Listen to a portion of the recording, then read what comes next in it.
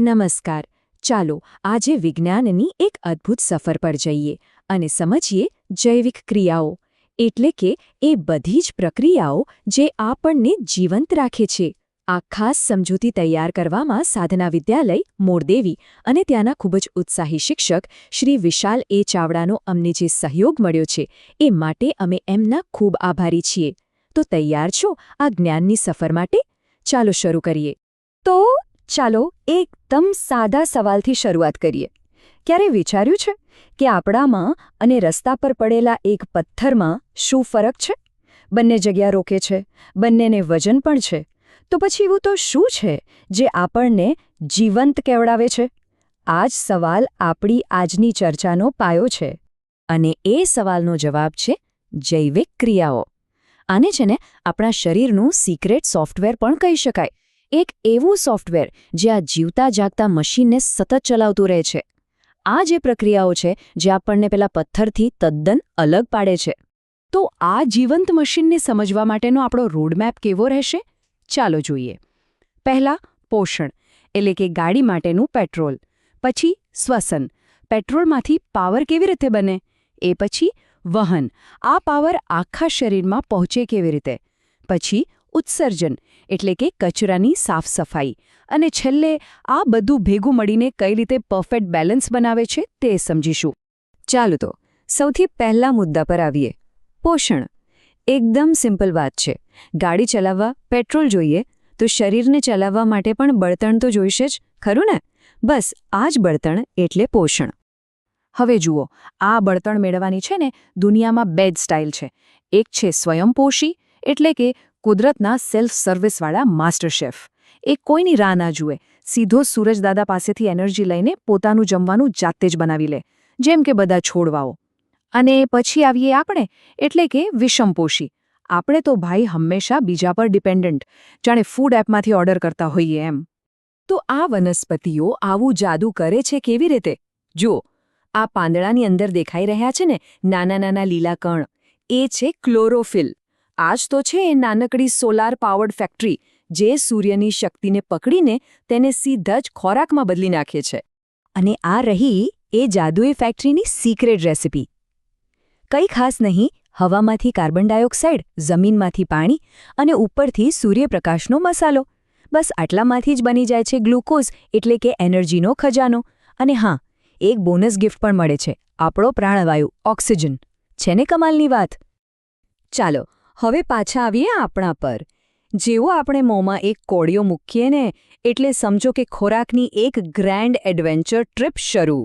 મોં, અન્નનળી, જઠર, નાનું આંતરડું, મોટું આંતરડું, આખી એક રોલર કોસ્ટર રાઇડ જેવી સફર પછી જ તેમાંથી આપણને એનર્જી મળે છે. ઓકે, તો જમવાનું તો જમી લીધું, બળતણ આવી ગયું, પણ ગાડીમાં ખાલી પેટ્રોલ ભરવાથી તો ગાડી ચાલતી નથી. એન્જિનને એ પેટ્રોલ બાળીને પાવર બનાવવો પડે છે. બસ આપણા શરીરમાં પણ એવું જ છે. આ ખોરાકમાંથી પાવર બનાવવાનું કામ કરે છે આપણું પોતાનું પાવર પ્લાન્ટ, શ્વસન. અહીં એક મજેદાર સવાલ થાય. આપણે તો બધી વસ્તુ ખરીદવા માટે રૂપિયા વાપરીએ, પણ આપણા શરીરના અંદરના કરોડો કોષો કઈ કરન્સી વાપરતા હશે? કયું ચલણ ચાલતું હશે ત્યાં? અને એ કરન્સીનું નામ છે એટીપી, એટલે કે એડેનોસાઇન ટ્રાઇફોસ્ફેટ. આને છે ને આપણા શરીરની યુનિવર્સલ રિચાર્જેબલ બેટરી કહી શકાય. વિચારવાથી લઈને ચાલવા સુધી, અરે પામ પણ ઝબકાવવા જેવું નાનું કામ પણ આ જ બેટરીના પાવરથી થાય છે. તો સવાલ એ છે કે આ બેટરી ચાર્જ ક્યાંથી થાય છે? તો યાદ છે પેલો ગ્લુકોઝ જે ખોરાકમાંથી મળ્યો હતો? બસ જ્યારે એ ગ્લુકોઝનું અણુ તૂટે છે ને ત્યારે તેમાંથી જે એનર્જી રિલીઝ થાય છે એ જ એનર્જી આ એટીપી બેટરીને ફૂલ ચાર્જ કરી દે છે. આ ચાર્જિંગ ઓક્સિજન સાથે પણ થાય અને ઓક્સિજન વગર પણ. પણ કેટલું ચાર્જિંગ થશે એ તેના પર આધાર રાખે છે. સારું, તો આપણી પાસે બળતણ આવી ગયું, એમાંથી પાવર પણ બની ગયો. પણ આ પાવર અને બીજા જરૂરી સામાનને શરીરના છેક નાનામાં નાના કોષ સુધી પહોંચાડશે કોણ? એના માટે તો કોઈ ડિલિવરી સર્વિસ જોઈએ ને. બસ એ જ કામ કરે છે આપણું વહનતંત્ર. અને જરા જુઓ તો ખરા, કુદરતની એન્જિનિયરિંગ કેટલી ગજબની છે. એક બાજુ છે આપણું હૃદય, એક પાવરફુલ પંપ જે આખા શરીરમાં લોહીનું નેટવર્ક ચલાવે છે. તો બીજી બાજુ છે વનસ્પતિની શાંત પણ અસરકારક પ્લમ્બિંગ સિસ્ટમ, જલવાહક અને અન્નવાહક પેશીઓ જે છેક મૂળથી ટોચ સુધી બધું પહોંચાડે છે. અને આ ડિલિવરી સિસ્ટમનું પ્રેશર પણ કેટલું પરફેક્ટ હોય છે. આપણે સાંભળીએ છે ને 120-80. આ આંકડો એ જ બતાવે છે. ઉપરનો 120 એટલે જ્યારે હૃદય જોરથી પંપ કરે ત્યારનું પ્રેશર, અને નીચેનો 80 એટલે જ્યારે બે ધબકારાની વચ્ચે હૃદય આરામ કરે ત્યારનું પ્રેશર. એકદમ સેટ કરેલું. ઓકે, તો ખાવાનું થયું, પાવર બન્યો, ડિલિવરી પણ થઈ ગઈ. પણ આટલી બધી પ્રોસેસ પછી જે કચરો ભેગો થાય એનું શું? કોઈપણ ફેક્ટરીમાં કચરો સાફ ન થાય તો મશીન બંધ પડી જાય. બસ આપણા શરીરની આ સફાઈની જવાબદારી છે ઉત્સર્જન તંત્રની, આપણી પોતાની વેસ્ટ મેનેજમેન્ટ ટીમ. અને આ રહી આપણી સુપર ક્લિનિંગ ટીમ. એમાં મેઇન પ્લેયર્સ છે આ બે કિડની, જે આપણા લોહી માટે વોટર પ્યુરિફાયર જેવું કામ કરે છે. પછી છે મૂત્રવાહિની, મૂત્રાશય. આ બધા મળીને લોહીમાંથી બધો નકામો કચરો ફિલ્ટર કરીને બહાર કાઢે છે. પણ ખરી મજા તો કિડનીની અંદર છે. જો આપણે ઝૂમ કરીને જોઈએ તો આવી લાખો સૂક્ષ્મ ગળણીઓ જોવા મળે, જેને નેફ્રોન કહેવાય છે. આ નાના નાના પ્યુરિફિકેશન પ્લાન્ટ્સ છે જે દિવસ-રાત 24 કલાક નોન-સ્ટોપ આપણા લોહીને સાફ રાખે છે. છે ને અદ્ભુત? તો આપણે શરીરના 4 મોટા ડિપાર્ટમેન્ટની ટૂર કરી લીધી.